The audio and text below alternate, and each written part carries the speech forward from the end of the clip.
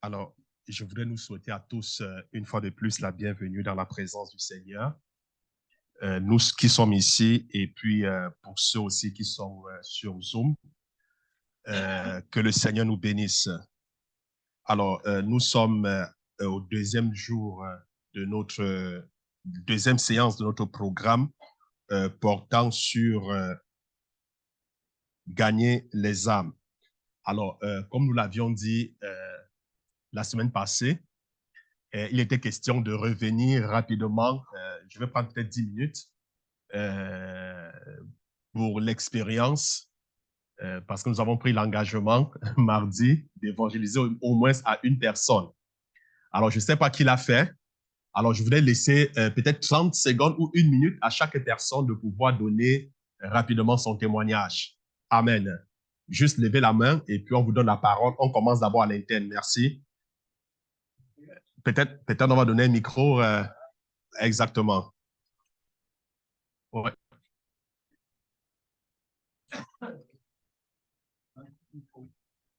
Oui, tu vas avancer là, mon cher.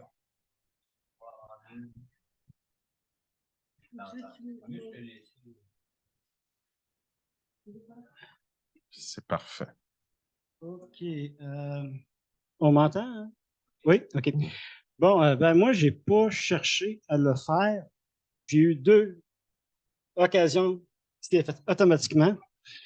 Quand j'étais une fois coupé les cheveux, on a parlé, j'ai dit, je me prépare pour avoir une pénière pour quand je vais me marier dans quelques mois. Fait qu'elle a dit, ah oui, tu vas te marier à l'église? J'ai dit, ouais. Là, j'ai parlé de l'église Sainte-Vie abondante. Fait que là, après ça, on a tombé sur les valeurs, la différence entre les catholiques et. Puis là, j'ai comme parlé. La seule chose que je n'ai pas fait, c'est l'emmener à faire la prière, mais on a parlé de tout, là. Jusque là, j'avais pas de cheveux assez long pour continuer à en parler. Le lendemain, j'allais faire des nouvelles lunettes. Puis il savait que je faisais des jeûnes et prières, puis tout ça. Fait que la personne même qui m'a commencé à en parler, on a encore parlé des valeurs de l'Église. Puis j'ai parlé des évangélistes et des pentecôtistes. Puis la même chose, on a parlé tout le long pendant 1 heure et demie, le temps que j'étais là pour essayer de. En gros, c'est ça. Amen. Est-ce qu'on peut acclamer pour le Seigneur? Est-ce qu'il y a quelqu'un d'autre qui voudrait prendre la parole? Même si c'est en ligne, tu lèves la main et puis tu ouvres juste le micro et tu parles, on va t'entendre.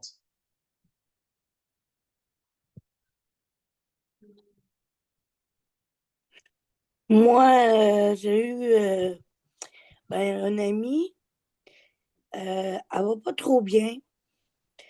Puis j'ai eu la chance de parler par Messenger. Et je lui ai dit, tu sais, si dans ta vie ça va pas bien, c'est parce que le Seigneur est pas présent avec toi. Puis, le Seigneur, il t'aime, puis il veut que tu sois présent avec lui. Puis c'est ça, là, dans le fond, elle m'a pas donné de nouvelles, là. C'est ça. Amen. Est-ce qu'on peut acclamer pour le Seigneur? On va prendre une autre personne. Oui, on a maman Sylvie avant de prendre une autre personne sur Zoom. Moi, je savais. On n'est pas. Il était fermé, désolé. Moi, je savais que Dieu nous donne des rendez-vous divins parce que il l'a déjà fait. Si je recule, même à longtemps, une journée que j'étais dans l'appartement en train de peinturer, puis je disais, Seigneur, tu nous dis d'aller parler de toi. Ça fait des semaines que je suis en haut d'une échelle ou après peinturer, après. Puis le même jour, dans les minutes qui ont suivi, quelqu'un frappait à la porte et j'ai pu lui témoigner. Mais j'ai resté en haut de l'échelle et je lui ai témoigné de Jésus. Fait que je savais que c'était possible. Mais là, cette semaine, lundi, mardi, mercredi, il se passait rien. Je voyais personne. Il n'y a pas personne qui se présentait. Je n'étais pas en haut de l'échelle.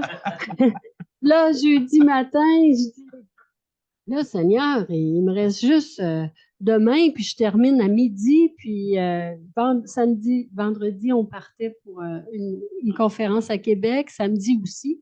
Je dis après ça, dimanche, je suis à Saint-Malachie, je suis avec des chrétiens, c'est pas là que tu évangélises. Je dis, il va me rester juste lundi. Seigneur, je le sais que tu peux le faire. Et il a fait quelque chose de spécial pour moi. J'ai un traitement de coût régulier au mois. Puis la personne qui fait mon traitement, elle m'a écrit et elle dit Sylvie, il faut que j'annule. Malheureusement, imagine, je suis en béquille. Elle dit Je me suis fait frapper par une auto, puis je marchais avec ma petite fille et ma fille. Et je vais vous lire, OK, ce qu'elle m'a écrit. Elle dit, j'étais avec ma fille et ma petite fille et on prenait une marche. On est tellement chanceuse d'être encore ici avec tous nos morceaux.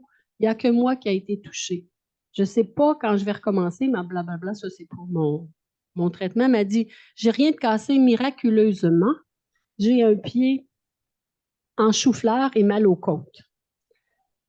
Après ça, elle dit, je remercie les anges du ciel d'être encore en vie. Je te raconterai les détails. Et c'est quelqu'un à qui j'ai déjà parlé du Seigneur, mais en douceur, parce qu'elle a toutes sortes de croyances. Alors, j'ai dit Amen. Merci Jésus de vous avoir protégé. Je vais prier pour ta guérison. Le Seigneur agit encore aujourd'hui. Et pas de souci pour mon rendez-vous. Mais ce qui est important, prends soin de toi. Puis là, elle m'a dit Merci Sylvie, on a été protégés, je le sais. 3 petits points. Je suis tellement reconnaissante d'avoir été si peu blessée. J'ai des larmes aux yeux à tout moment. Alors, on s'est souhaité bonne journée, tout ça, puis c'est à suivre pour la suite. Gloire à Dieu. Est-ce qu'on peut acclamer pour le roi des rois?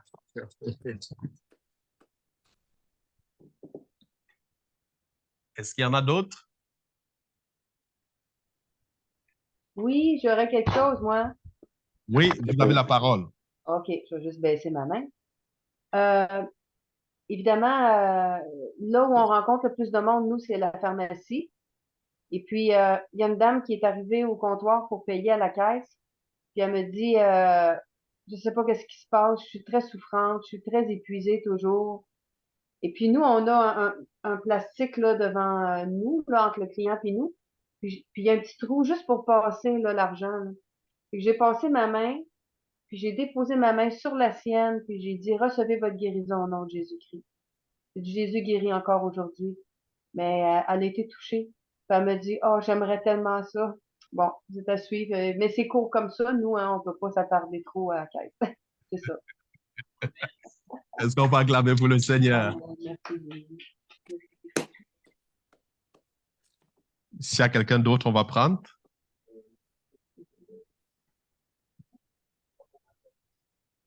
Oui, oui, oui. Carl, il y aurait quelque chose. Oui. Dans le fond, c'est mon ancienne boss. Ma patronne. Dans le fond, c'est la patronne de la France. Et présentement, elle est enceinte. Puis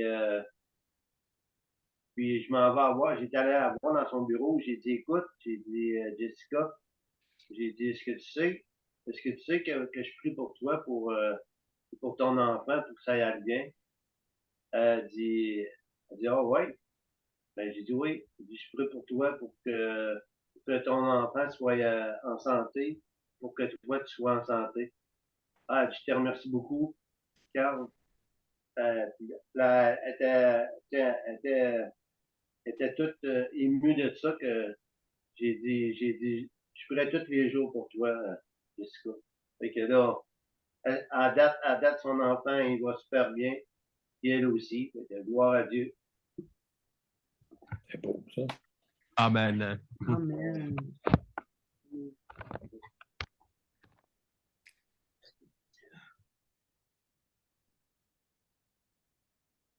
Est-ce qu'il y a encore quelqu'un? Parfait. Gloire à Dieu. C'est bien d'entendre cela. On va aller de manière progressive. Amen. Et puis, pendant ce programme, comme je vous disais, le Seigneur va nous donner des outils. Hein? C'est-à-dire, quand on sort pour évangéliser, qu'est-ce qu'on dit? Amen. C'est très important. Qu'est-ce qu'on dit à la personne? Donc, déjà, c'est très, très bien, très important ce que vous avez fait. Vous avez été courageux. Que le Seigneur vous bénisse. Amen. On va continuer la semaine prochaine. Amen. Cette semaine-ci. Et à chaque séance, il y aura toujours un moment, peut-être 5-10 minutes, où on va se prendre comme ça. Alors aujourd'hui, je voudrais parler des raisons pour lesquelles nous devons évangéliser. Alors, il est important de connaître les raisons, parce que connaître les raisons nous motive, ça nous galvanise, ça nous pousse à évangéliser. Alors, je vais vous présenter 7 raisons pour gagner les âmes. Peut-être je ne pourrais pas parcourir toutes les raisons ce soir, mais je vais prendre une partie ce soir. Alors, je vous présente 7 raisons pour lesquelles nous devons gagner les âmes, nous devons évangéliser. La première raison, c'est que Jésus était un gagneur d'âmes. Jésus était un gagneur d'âmes. La Bible dit dans 1 Timothée chapitre 1, le verset 15, c'est une parole certaine et entièrement digne d'être reçue que Jésus-Christ est venu dans le monde pour sauver les pécheurs, dont je suis le premier. Dans Luc chapitre 19, le verset 10, Luc chapitre 19, le verset 10, la Bible dit, car le Fils de l'homme est venu chercher et sauver ce qui était perdu. Donc, bien aimé, nous comprenons donc que la mission principale de Jésus, l'objectif principal de Jésus était de sauver les âmes. C'était de sauver les âmes. Jésus est venu sauver des âmes. Jésus est venu pour sauver des personnes. C'était sa mission. Jésus a donné le défi suivant aux premiers individus qu'il a choisis pour qu'ils le suivent. Quel est le défi qu'il leur a donné? Dans Matthieu 4, verset 19, il leur dit, suivez-moi et je vous ferai pécheurs d'hommes. Il dit, suivez-moi et vous verrez, je ferai de vous des pécheurs d'hommes. Donc, le Seigneur veut faire de toi, le Seigneur veut faire de tous ceux qui le suivent, c'est-à-dire en tant que chrétiens, des pécheurs d'hommes. Le dernier groupe de personnes accompagnées jusqu'au moment de son ascension a reçu ce commandement. Vous vous souvenez du dernier groupe qui l'a accompagné jusqu'à son ascension? Quel est le commandement qu'ils ont reçu? Dans Matthieu chapitre 28, le verset 19 et le verset 20, Matthieu 28, verset 19 et verset 20, il dit, allez, faites de toutes les nations des disciples, les baptisant au nom du Père, du Fils et du Saint-Esprit, et enseignez-leur à observer tout ce que je vous ai prescrit, et voici, je suis avec vous tous les jours jusqu'à la fin du monde. Je pourrais encore aller plus loin dans Actes chapitre 1, le verset 8. Actes chapitre 1, le verset 8. Il dit, mais vous recevrez une puissance. Le Saint-Esprit survenant sur vous, vous serez mes témoins à Jérusalem, dans toute la Samarie, dans toute la Judée, d'autant pour moi, dans la Samarie et jusqu'aux extrémités de la terre. Bien-aimé, je voudrais qu'on comprenne ceci.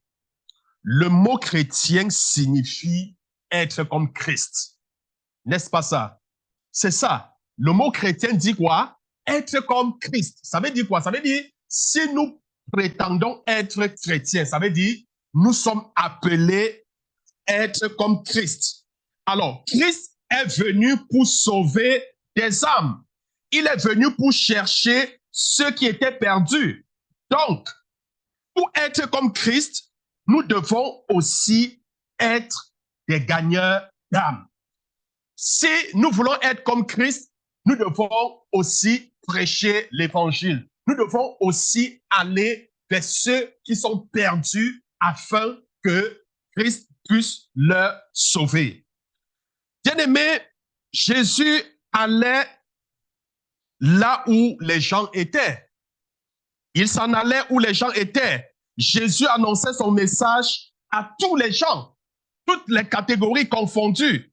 Il allait là où étaient des personnes, c'est-à-dire il allait dans les marchés, il allait sur les coins des rues, il allait sur les flancs des montagnes, il allait sur les rives de la mer, il allait dans les foyers, dans les maisons, dans les carrefours. Hein? Il était critiqué par les leaders religieux. Nous connaissons très bien, il était très critiqué par les leaders religieux à cause, n'est-ce pas, de tout ce qu'il faisait. Alors, bien aimé, il nous encourage de la façon suivante. Le Seigneur nous encourage de la façon suivante dans Luc chapitre 14. Luc chapitre 14, le verset 23. Alors, voici donc comment est-ce qu'il nous encourage. Va dans les chemins et le long des haies, et ce que tu trouveras, contrains-les. Fais comment? Fais comment? Contrains. Non, on ne demande pas de prier. Non, contrains-les d'entrer. Contrains-les d'entrer afin que ma maison soit comment? Remplie. Afin que ma maison soit remplie. Je voudrais reprendre ce verset. Est-ce que tu as ce verset? Est-ce que tu retrouves ce verset dans ta Bible? Luc 14, verset 23. Il dit, va dans les chemins et le long des haies, et ce que tu trouveras, contrains-les d'entrer afin que ma maison soit remplie. Je voudrais un peu plus m'appesantir sur ces versets. Alors, il ne nous a jamais dit, va dans les édifices d'église et prie que Dieu envoie des personnes pour entendre le message de l'évangile. Non, non, non, c'est pas ce qu'il a dit. Est-ce que quelqu'un est avec moi ce soir? Hein? Non, il a dit, va. Il a dit quoi? Va, va. Contrains-les d'entrer afin que ma maison soit comment? Remplie. Bien-aimé, après son ascension, les disciples de Jésus ont agi comme lui. Ils ont exactement fait comme Jésus. Ils étaient très occupés en train de témoigner dans les marchés, sur les rues, dans les maisons, près des puits publics. Ils parlaient, ils raisonnaient, ils témoignaient, ils gagnaient des âmes, ils convainquaient des âmes à croire à l'évangile, tout comme avait fait Jésus. La Bible dit, et chaque jour, dans Actes chapitre 5, le verset 42, Actes chapitre 5, le verset 42, et la Bible dit, et chaque jour, dans le temple et dans les maisons, il ne cessait d'enseigner et d'annoncer la bonne nouvelle de Jésus-Christ. Notez, soulignez dans vos Bibles, et chaque jour où, chaque jour dans les temples, dans les maisons, il ne cessait de faire quoi? D'enseigner, d'annoncer la bonne nouvelle de Jésus-Christ. Bien-aimés, encerclez les mots chaque jour dans votre Nouveau Testament. Les églises se rencontrent quelques 2 ou 3 fois par semaine. Mais nous voyons les casinos, les cinémas, les bistrots, les parcs d'amusement, les salles de danse sont ouvertes chaque jour. Chaque jour. Chaque jour. Bien-aimés, les chrétiens du Nouveau Testament étaient dans le temple chaque jour, ainsi que dans les maisons, en train d'enseigner et de prêcher les paroles de Jésus. Il a dit également, allez et amenez-les. Hein? C'est ce qu'il dit dans Luc 14, verset 23. Il dit, allez et amenez-les. Amenez-les. Mais nous prions pour que les personnes soient sauvées. C'est bien beau. Amen. Mais Jésus nous dit, allez et amenez-les. Amen. Nous prions, c'est beau, mais qu'est-ce que Jésus dit? Mais allez et amenez-les à moi. Alors, bien aimé, si nous ne faisons que prier pour elles, ces âmes seront perdues. C'est important de prier pour ces âmes, mais c'est aussi important d'aller et de les amener. Parce que si nous ne faisons que prier, sans toutefois aller vers cette personne, alors ces âmes seront perdues. Bien-aimé, je voudrais qu'on prenne ce passage dans 2 Corinthiens chapitre 5, le verset 18 et le verset 19. 2 Corinthiens chapitre 5, le verset 18 et le verset 19. Et tout cela vient de Dieu, qui nous a réconciliés avec lui par Christ et qui nous a donné le ministère de la réconciliation. Car Dieu était en Christ, réconciliant le monde avec lui-même, en n'imputant point aux hommes leurs offenses, et il a mis en nous la parole de la réconciliation. Bien-aimé, Dieu nous a donné la parole, il nous a donné le ministère et la parole de la réconciliation pour réconcilier les hommes à Dieu. Il nous a donné cette parole. Et par conséquent, nous devons aller réconcilier les hommes avec Dieu. Nous devons aller. C'est beau de prier, mais nous devons aller. Nous devons aller afin de les réconcilier avec Dieu. Car il nous a donné la parole et le ministère de la réconciliation. Bien-aimé, Dieu a fait tout ce qui était possible. Il a fait tout ce qui était possible pour que l'homme soit sauvé. Mais la Bible ne dit-elle pas dans Jean chapitre 3, le verset 16, car Dieu a tant aimé le monde, il a donné son Fils unique afin que quiconque croit en lui ne périsse point, mais qu'il ait la vie éternelle. Christ a fait tout ce qui était possible, bien-aimé.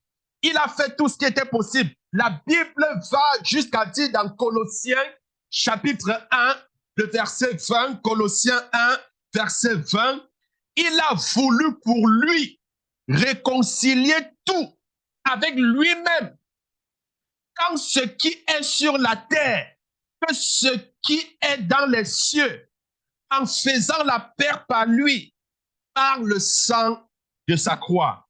Maintenant, bien-aimés, il nous ordonne d'annoncer la bonne nouvelle à toutes les personnes et en tout lieu. À toutes les personnes et en tout lieu. Je voudrais comprendre également ce passage dans Romains chapitre 10, le verset 13 et le verset 14. Romains chapitre 10, le verset 13 et le verset 14. Car quiconque invoquera le nom du Seigneur sera sauvé. Comment donc invoqueront-ils celui en qui ils n'ont pas cru? Est-ce que quelqu'un comprend cela? La Bible dit quiconque invoquera le nom du Seigneur sera sauvé. Mais la Bible dit maintenant, ceux-là qui ne connaissent pas le Seigneur, ceux-là qui sont des inconvertis, comment peuvent-ils invoquer Dieu qu'ils ne connaissent pas? Est-ce que quelqu'un me comprend? Et comment croiront-ils en celui dont ils n'ont pas entendu parler? Comment croiront-ils en celui dont ils n'ont pas entendu parler? Et comment entendront-ils parler s'il n'y a personne qui prêche? Comment? Ce n'est pas possible. Et nous voyons par conséquent les gens qui périssent, mais parce qu'ils ne peuvent pas invoquer l'Éternel, mais ils ne peuvent pas invoquer l'Éternel parce qu'ils ne connaissent pas le Seigneur. Ils ne peuvent pas invoquer un Dieu dont ils ne croient pas. Mais comment peuvent-ils croire s'il n'y a personne pour les prêcher? Mais est-ce que vous comprenez cela? Donc, bien aimé, il est donc de notre responsabilité de prêcher l'évangile à ces gens-là. Notre rôle est d'annoncer le message aux personnes. Notre rôle est de leur dire la bonne nouvelle de partager avec elle tout ce que le Père et le Fils ont accompli pour nous sauver. Tout ce qu'il a été accompli pour nous sauver, nous devons partager ce message avec ces gens. Nous devons être des gagneurs d'âme parce que Jésus, en fait, était un gagneur d'âme. Amen. La deuxième raison pour laquelle nous devons gagner les âmes, c'est que la moisson est grande. La moisson est grande. Matthieu chapitre 9, le verset 37. Alors, il dit à ses disciples, la moisson est grande, mais il y a d'ouvriers. La moisson est grande, mais il y a peu d'ouvriers. Dans Matthieu chapitre 9, le verset 36, Matthieu chapitre 9, le verset 36, la Bible dit, voyant la foule, il fut ému de compassion pour elle parce qu'elle était languissante et abattue comme des brebis qui n'ont point de berger. Jésus a envoyé des ouvriers dans la moisson lorsqu'il s'est rendu compte que la moisson était prête. Qu'est-ce que Jésus faisait en regardant et en pensant aux besoins des multitudes? Lorsqu'il a vu le besoin, qu'est-ce qui s'est passé? Il a appelé d'abord 12 disciples. Il leur a donné le pouvoir de chasser les démons et de guérir les malades. Et il les a envoyés il les a envoyés pour récolter cette moisson. Il a d'abord envoyé les 12. Mais la moisson était tellement grande que les 12 à eux seuls ne pouvaient pas. Est-ce que vous comprenez? Et il a appelé un autre groupe constitué de 70 disciples dans Luc chapitre 10, je pense le verset 1 au verset 3. Il leur a dit, si je prends le verset 19 de Luc chapitre 10, il leur a dit, voici, je vous ai donné le pouvoir de marcher sur les serpents, de marcher sur les scorpions, de marcher sur toute la puissance de l'ennemi et rien ne pourra vous nuire. Jésus est passé à l'action après avoir contemplé la grande moisson. Il ne s'est pas assis pour réfléchir et prier au sujet du grand travail qui devait être accompli. Non! Lorsqu'il s'est rendu compte du besoin, qu'est-ce qu'il a fait? Il est passé à l'action. Il est passé à l'action. Bien-aimés, lorsque nous regardons autour de nous, nous constatons que la moisson est prête. Amen. Est-ce que tu peux dire à quelqu'un, il faut passer à l'action? Amen. Il a envoyé des ouvriers dans le champ. Nous aussi, nous pouvons être émus de compassion envers ceux-là qui n'ont pas encore été atteints par le message de l'Évangile. C'est quoi la motivation de Jésus? C'est parce qu'il était ému, c'est la compassion qu'il avait pour ces gens qui n'étaient pas sauvés. Si pareillement nous sommes émus par cette compassion, alors nous allons nous lever pour ceux-là qui ne sont pas encore atteints. Alors, si nous sommes comme Christ, ou si nous sommes de vrais chrétiens, nous passerons à l'action pour partager l'évangile avec ces gens-là. Amen. Alors, écoutez donc très bien, bien-aimés, nous devons sortir. Nous devons faire comment? Nous devons sortir.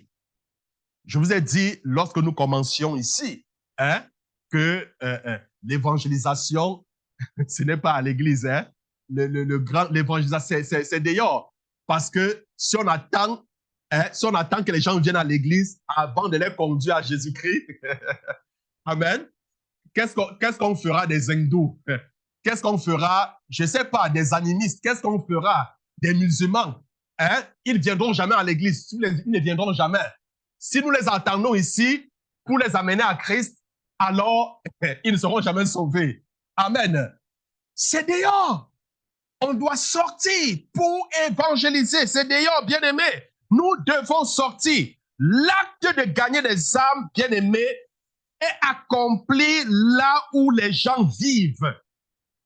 L'acte d'évangélisation est accompli là où les gens travaillent. L'acte d'évangélisation est accompli là où les gens s'amusent.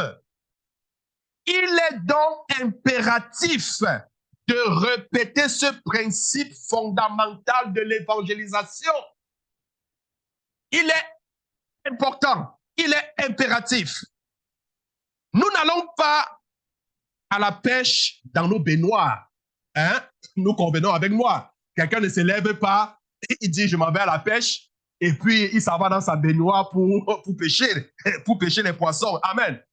Si nous voulons prendre des poissons, nous devons jeter nos filets dans la mer ou dans un lac. Ce n'est pas en restant chez soi. Non, non, non, non. On va aller dans la mer, on va aller dans le lac. C'est là que nous devons jeter nos filets. Nous plaçons un appât sur notre hameçon et allons à la pêche dans la rivière, là où sont les poissons. C'est là que nous trouvons les poissons. Ce n'est pas dans la baignoire à la maison que nous trouvons les poissons, non. C'est dans la mer, c'est dans la rive, c'est dans les rivières, c'est dans les lacs. Les âmes que nous voulons gagner à Christ, non, ce n'est pas à l'église qu'on les trouve. Non, on les trouve où? C'est dehors que nous les trouvons. Est-ce que quelqu'un peut dire Amen? Bien-aimés, nous récoltons notre moisson dans les champs, là où les épis sont mûrs et prêts pour la récolte. Il est très rare de gagner des âmes dans nos églises. Retenons cela. C'est très rare de gagner les âmes à l'église. Très rare. Afin d'atteindre l'inconverti, je dis bien afin d'atteindre l'inconverti, il nous faudra annoncer notre témoignage en dehors de nos églises. Si nous voulons atteindre ceux-là qui n'ont pas cru, annonçons notre témoignage en dehors de nos sanctuaires, dans les marchés, sur les rues, dans les prisons, dans les hôpitaux, dans les foyers, dans les lieux publics, dans les parcs. C'est là que nous devons annoncer l'évangile. Il faut aller là où sont les gens. C'est ça l'évangélisation. Je vous disais tantôt, les hindous ne viennent pas à l'église. Amen.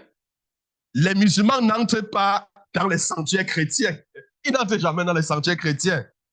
Les bouddhistes ne participent pas au culte chrétien. Hein? Les inconvertis ne viennent jamais à l'église. Hein? Ils ne viennent jamais à l'église. Alors, nous devons faire comme suit. Nous devons faire comme suit. Dans Luc, chapitre 14, verset 23, je reprends ce passage. C'est ainsi que nous devons faire. Va dans les chemins et le long des haies. Et ce que tu trouveras, contrains-les, oblige-les à entrer afin que ma maison soit remplie. C'est ce que nous devons faire. Amen. C'est ce que nous devons faire. Bien-aimés, la moisson est prête. Elle cause une sensation urgente. Elle cause une sensation urgente. Si les champs ne sont pas rapidement moissonnés, la récolte peut être rapidement perdue. Vous convenez avec moi? Hein? C'est-à-dire, si vous avez une moisson qui est prête, et si vous ne comprenez pas l'urgence de la moisson, et si vous ne moissonnez pas à temps, alors c'est fort probable de perdre la moisson. Paul a partagé en fait ce sentiment urgent avec les membres de son époque lorsqu'il dit dans 1 Corinthiens chapitre 7, le verset 29, 1 Corinthiens chapitre 7, le verset 29, voici ce que je dis, frère, c'est que le temps est court. Amen. Est-ce que tu peux dire à quelqu'un, le temps est court? Oui, nous devons racheter le temps. Nous devons racheter. Le temps est court. Bien-aimés, si nous voulons vraiment récolter la moisson de notre génération, je dis bien ceci, si nous voulons récolter la moisson de notre génération. Le secret est de découvrir à nouveau l'urgence, la passion et le zèle de l'Église primitive. C'est ça le secret. Ces chrétiens allaient dans les villes et les villages à la poursuite des âmes perdues. Ils allaient de ville, village, à la poursuite des âmes perdues, au risque même de leur propre vie, au risque de leur propre vie. Mais écoutez, bien-aimés, c'est le parfait modèle pour celui qui désire ressembler à Christ. C'est en fait le vrai christianisme. Amen. Alors, en tant que leader, en tant que responsable, nous devons de mobiliser l'Église et de planifier les programmes d'évangélisation. Amen. Voici l'ordre suivi par le ministère de Jésus. Je vous montre l'ordre suivi par le ministère de Jésus. Le premier ordre, c'est la vision. Est-ce que quelqu'un peut dire la vision? Jésus a vu la moisson et il a été ému de compassion. Il a vu la moisson, il a été ému de compassion. Alors, quand toi tu regardes les gens autour de toi qui n'ont pas cru, est-ce que tu es ému de compassion pour ces gens? Ces gens qui périssent même dans ta propre famille ne connaissent pas Jésus, à qui on n'a jamais annoncé l'évangile. Est-ce que tu es ému de compassion? Quand tu regardes tes voisins, quand tu regardes tes collègues autour de toi, les gens qui meurent, qui vont en enfer, parce qu'ils n'ont pas cru, ils n'ont pas connu le Seigneur, ils n'ont pas eu l'occasion d'écouter la bonne nouvelle. Quand tu regardes, est-ce que tu es ému de compassion? C'est ça la première chose, c'est ça. Je vous donne là l'ordre suivi par le ministère de Jésus. Le premier ordre, c'est quoi? C'est la vision. La vision, Jésus a vu la moisson et il est ému de compassion. La deuxième chose, c'est la prière. Amen. Parce que lorsqu'il a vu, il était ému de compassion, c'est la prière. Il est allé prier pour trouver la solution pour le manque d'ouvriers à travailler dans la moisson. Est-ce que vous comprenez? Parce que lorsqu'il a vu la moisson, mais il a constaté qu'il n'avait pas d'ouvriers. Il allait prier. La Bible nous montre ceci dans Luc chapitre 6, le verset 12. Luc chapitre 6, le verset 12. En ce temps-là, Jésus s'est rendu sur la montagne pour prier et il passa toute la nuit à prier Dieu. Toute la nuit à prier Dieu. Et après la prière, qu'est-ce qui s'est passé? Le troisième ordre dans le ministère de Jésus, c'est le choix.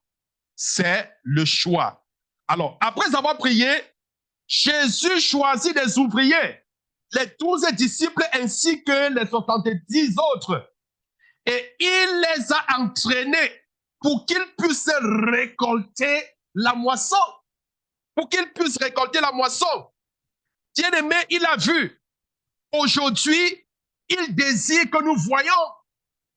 Le Seigneur désire que nous voyions aujourd'hui. Alors, il dit dans Jean chapitre 4, le verset 35, Jean chapitre 4, verset 35, « Voici, je vous le dis, mais levez les yeux et regardez les champs qui déjà blanchissent pour la moisson. » Levez les yeux, regardez les champs qui blanchissent pour la moisson. Bien-aimé, il a prié. Aujourd'hui, il désire que nous prions aussi. Nous sommes appelés à prier. Oui, il désire que nous prions aussi. Dans Luc chapitre 10, le verset 2, Luc chapitre 10, verset 2, il dit prier dans le maître de la moisson d'envoyer des ouvriers dans sa moisson. Donc nous devons prier pour que Dieu envoie des ouvriers dans la moisson. C'est important. Mais après avoir prié, il a choisi. Amen. Il a fait comment? Il a choisi.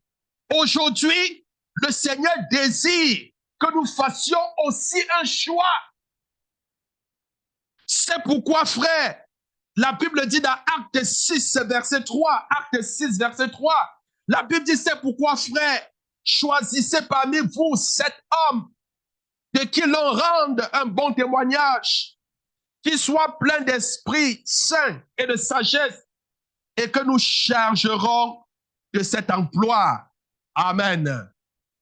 Bien-aimé, ce simple plan d'action, je dis bien ce simple plan d'action. C'est quoi le plan d'action? Foi, prier, choisir. Commencera à commencer, n'est-ce pas, permis à un processus d'un grand rassemblement. Amen. Notre devise en tant que chrétien, voici notre devise. Amen.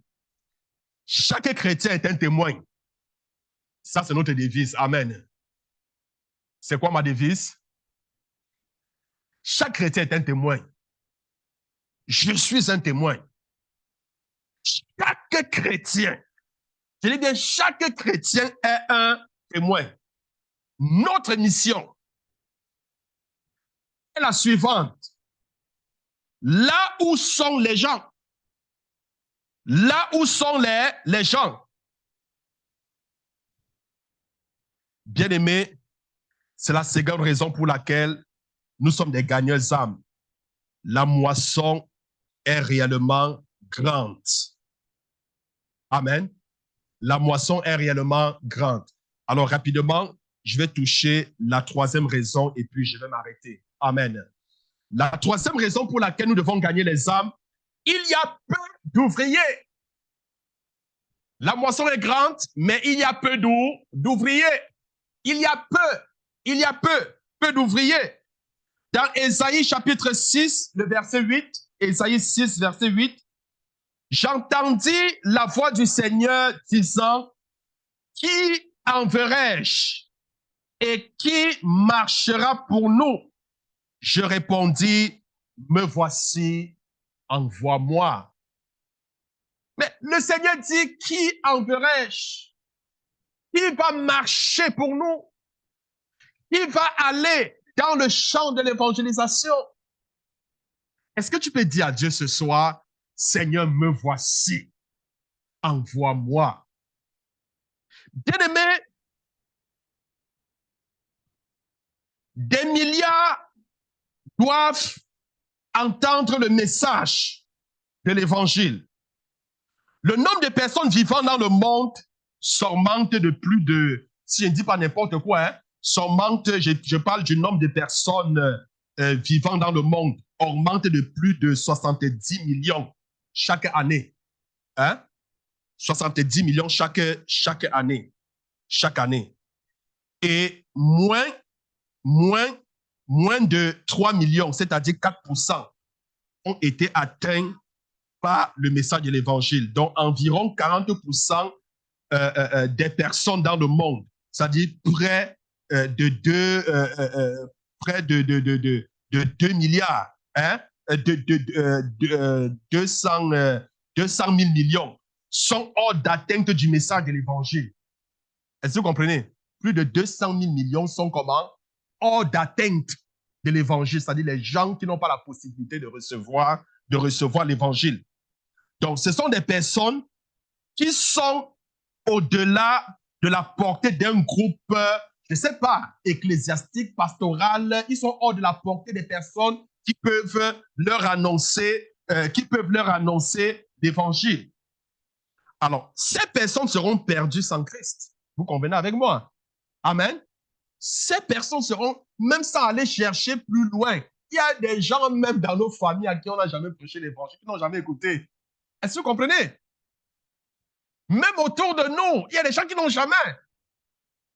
J'ai prêché l'évangile, je suis à quelqu'un qui dit, mais je n'ai jamais écouté ça. Mais on ne m'a jamais dit. Il me dit que je partais mal à l'église, mais je n'ai jamais entendu ça.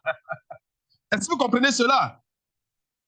Bien aimé, ces personnes sans l'évangile n'entreront jamais, je dis bien, n'entreront jamais dans le royaume de Dieu. Il faut que nous les prêchions l'évangile, bien aimé.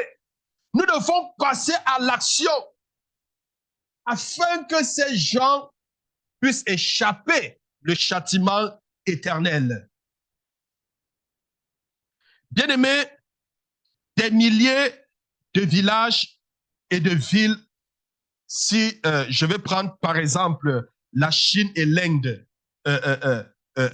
non personne pour leur parler de Christ. Hein? Récemment, avec peut-être les nouvelles vagues, vous suiviez des persécutions hein? Que les chrétiens subissaient dans ces localités. Je pense une fois, le pasteur a donné certains sujets de prière pour les chrétiens persécutés, justement dans ces zones, parce que c'était, ils n'acceptaient pas, vous comprenez? Oui, c'était très difficile. Donc, ces personnes vivent et meurent sans Christ. Non pas parce que ces gens ont rejeté. Vous comprenez? Elles vivent et meurent sans Christ, pas parce qu'elles ont rejeté l'évangile, mais parce qu'il n'y a eu personne pour leur annoncer. Parce qu'au cours des derniers 2000 ans, aucun chrétien n'est venu à eux pour annoncer l'évangile de son amour. Est-ce que vous comprenez? Donc, bien aimé, moins d'un leader d'église sur 500 consacre sa vie pour atteindre les âmes qui n'ont jamais entendu le message de l'évangile. Vous comprenez? Je dis, c'est une vérité. Donc, nous devons nous consacrer aux principes embrassés par l'apôtre Paul. Il dit dans Romains, dans 10 minutes je termine, il dit dans Romains 15, le verset 20, Romains 15, verset 20, il dit, et je me suis fait honneur. Il dit, et je me suis fait honneur d'annoncer l'évangile où Christ n'a point été nommé, afin de ne pas bâtir sur le fondement d'autrui. En fait, le but de Paul était toujours d'annoncer l'évangile hein, là où personne n'avait encore annoncé l'évangile. Vous comprenez? Il voulait aller là où étaient ceux qui n'avaient jamais entendu parler de Christ. Pierre aussi comprenait cet appel. Alors, dans 2 Pierre, chapitre 3, verset 9, 2 Pierre, chapitre 3, verset 9, alors, il dit, le Seigneur ne tarde pas dans l'accomplissement de la promesse. Quelques-uns le croient, mais il use de patience envers vous, ne voulant qu'aucun périsse, mais voulant que tous arrivent à la repentance. Bien-aimé, la volonté de Dieu est que nul ne périsse. Ils périssent parce que nous ne leur avons pas annoncé l'évangile. C'est ce que Pierre nous fait comprendre. Dieu ne désire pas que quelqu'un périsse, mais les gens périssent pourquoi? Parce que nous ne leur avons pas annoncé l'évangile. Les gens périssent autour de nous. Les gens périssent dans le monde parce que nous ne leur avons pas annoncé l'évangile. C'est une des raisons pourquoi Paul était si ferme sur ce point. Hein? Il était si ferme sur ce point. Il dit d'ailleurs dans 1 Corinthiens chapitre 15, le verset 34, 1 Corinthiens 15, verset 34, alors il dit, revenez à vous-même comme il est convenable et ne péchez point, car quelques-uns ne connaissent pas Dieu. Je le dis à votre honte. Je voudrais qu'on regarde bien ce verset et je vais commenter sur ce verset pour m'arrêter. Est-ce que vous avez vu ce verset? Note bien ce verset. 1 Corinthiens 15. 1 Corinthiens chapitre 15, le verset 34. Il dit, revenez à vous-même comme il est convenable et ne péchez point, car quelques-uns ne connaissent pas Dieu. Je le dis à votre honte. Il dit ça à qui? Il parle à qui? Mais il parle à l'église. Il est en train de parler à l'église. Il dit, revenez à vous-même, comme il est convenable. Il dit, ne péchez plus. Il dit, ne péchez plus, car quelques-uns ne connaissent pas Dieu. Il dit, je le dis à votre honte. Est-ce que vous comprenez cela? Mais écoutez,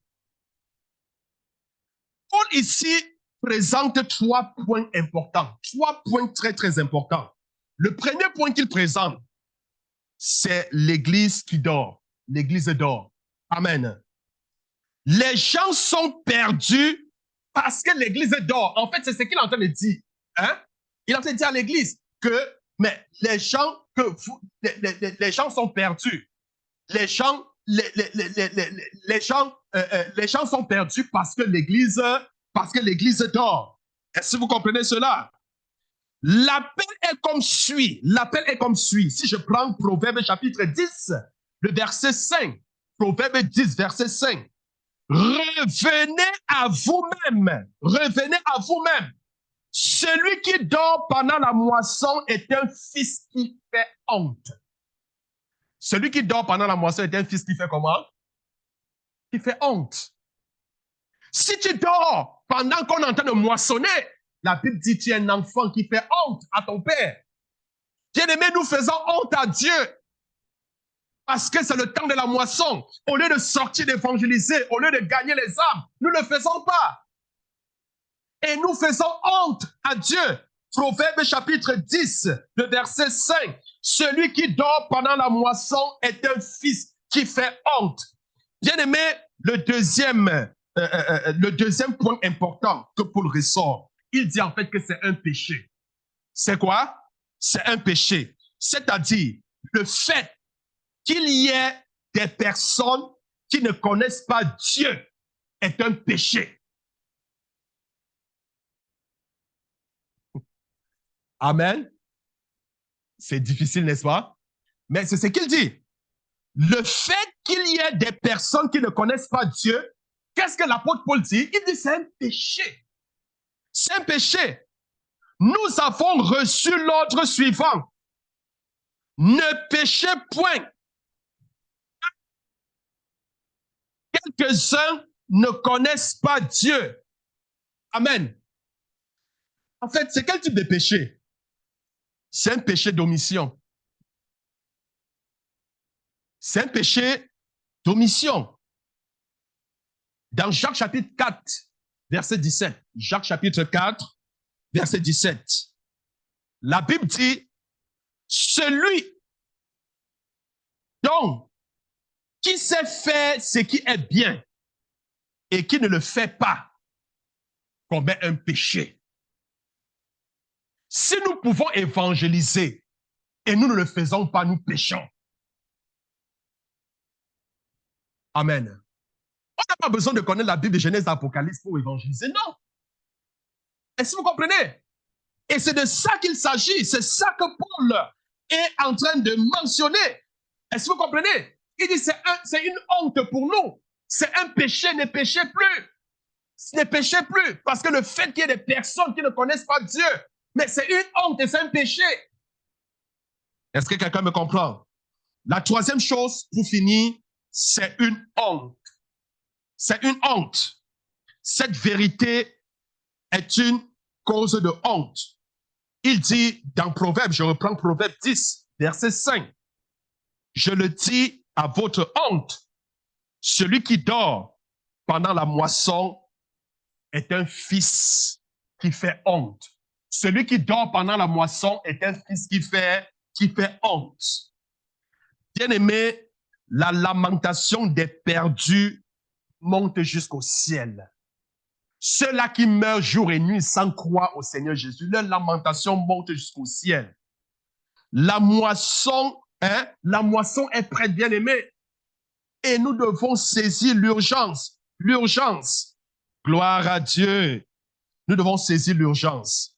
Dans Jérémie 8, verset 20, la Bible dit, la moisson est passée, l'été est fini et nous ne sommes pas sauvés. Mais cette terrible condition est causée par le manque d'ouvriers. Priez donc le maître de la moisson, bien-aimé, d'envoyer des ouvriers dans sa moisson. Nous devons prier. Nous sommes des gagnants d'âme, bien-aimés, parce qu'il y a très peu d'ouvriers. Parce qu'il y a quoi? Très peu d'ouvriers. Et nous sommes donc appelés à nous lever et à aller gagner les âmes. Amen. Alors sur ce, je vais m'arrêter pour ce soir et nous allons poursuivre mardi de la semaine prochaine. Amen. Gloire à Dieu. Alors, je t'encourage, ou alors je nous encourage à mettre en pratique tout ce que nous écoutons, tout ce que nous recevons. Amen. Et je vous ai dit, l'objectif de ce moment, de cet enseignement, de cette formation, c'est de recevoir l'équipement nécessaire. Hein? Et c'est de faire de nous des gagneurs d'âme. Donc, à la fin, je pense qu'à la fin, on devrait déjà gagner les âmes, c'est-à-dire pendant la formation. Amen. Gloire à Dieu. Alors, est-ce qu'il y a des questions? Est-ce qu'il y a des questions?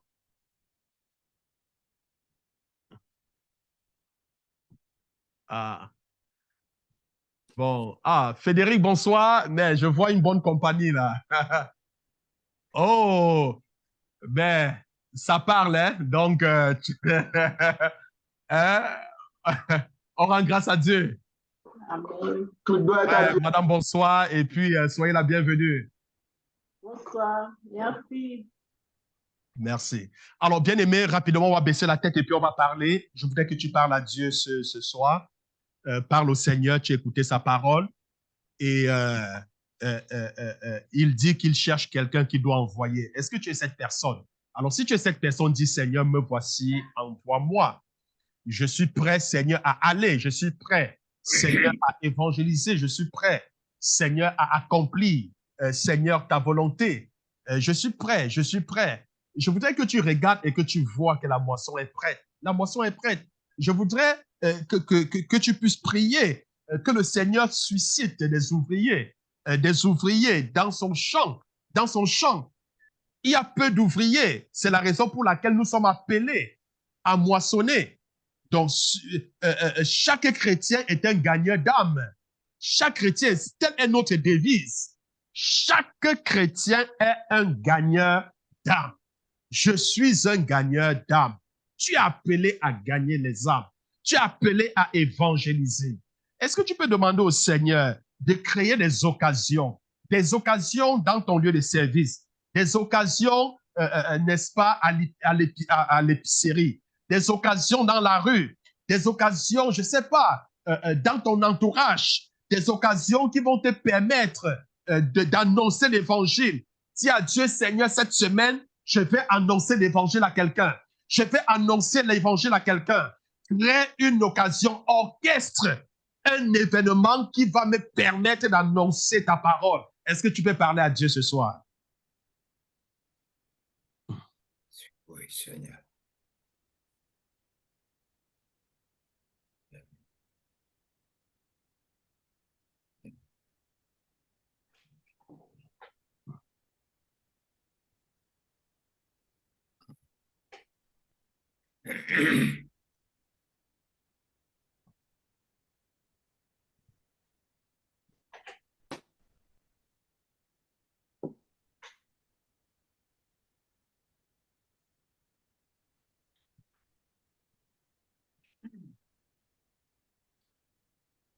La Bible dit dans Actes chapitre 1, verset 8, vous recevrez une puissance, le Saint-Esprit survenant sur vous, alors vous serez mes témoins. Est-ce que tu peux demander au Seigneur ce soir de te donner la force, la puissance d'annoncer l'évangile? Est-ce que tu peux demander au Seigneur? Oui, Jésus. Demande au Seigneur qui te donne la force, qu'il te arme de courage, qu'il te arme de puissance, afin d'annoncer l'évangile, afin d'annoncer l'évangile.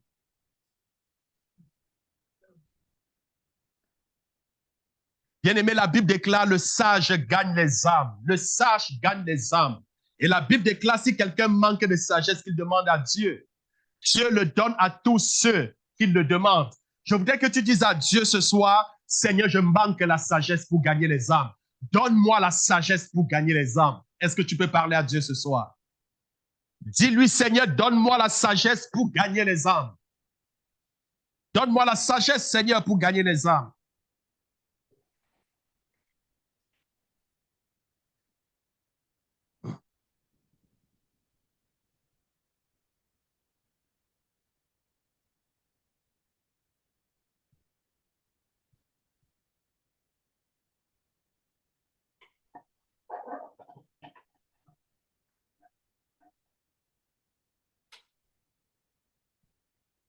Au nom de Jésus. Amen. Alors, aujourd'hui, cette semaine-ci, alors, relève encore ce défi. Va avec quelqu'un et annonce-lui l'évangile. Amen. Alors, très simple, d'accord? Très, très simple. Tu peux donner l'expérience de ton salut. Hein? Partage l'expérience de ton salut. Qu'est-ce qui t'a amené à croire au Seigneur Jésus? Amen. Fais ça cette semaine avec quelqu'un. Amen. Que le Seigneur nous bénisse. Je ne sais pas si le pasteur a quelque chose à dire. Que le Seigneur nous bénisse. Amen. Moi aussi. Merci, Pasteur. Amen. Bonne soirée.